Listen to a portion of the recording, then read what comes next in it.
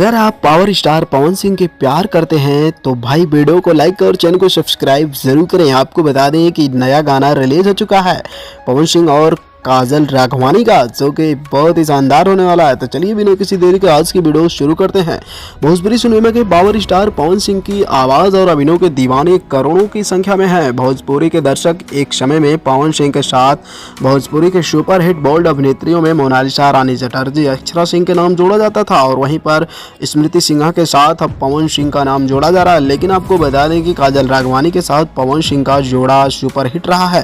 साथ में गाना रिलीज हुआ है जो कि बहुत ही ट्रेंडिंग में चल रहा है। आइए पूरे जानते हैं कहानी क्या है और इसमें किस अकॉर्डिंग इन्होंने जमकर अभिनय किया है, जिससे कि भोजपुरी इंडस्ट्री में तहलका मचा रहे हैं। तो पूरी खबर के लिए वीडियो को लाइक जरूर करें। और आपको बता दें मित्रों, ये कहानी है पवन सिंह की। तो ऐसे में काजल राघवानी और पवन सिंह का एक सुपरस्टार रोमांटिक गाना आओ हमार भिड़ी एक बार फिर से हंगामा मचा रहा है और इस गाने में आवाज़ पवन सिंह और राधा रावत का है। वहीं गाने में वीडियो में काजल राघवानी और पवन सिंह ने सुपर हिट डांस किया है। जैसे कि आप देख सकते हैं, ये स्क्रीन पर आपको थोड़ा सा टीजर भी दिख रहा होगा, तो देख लीजिए।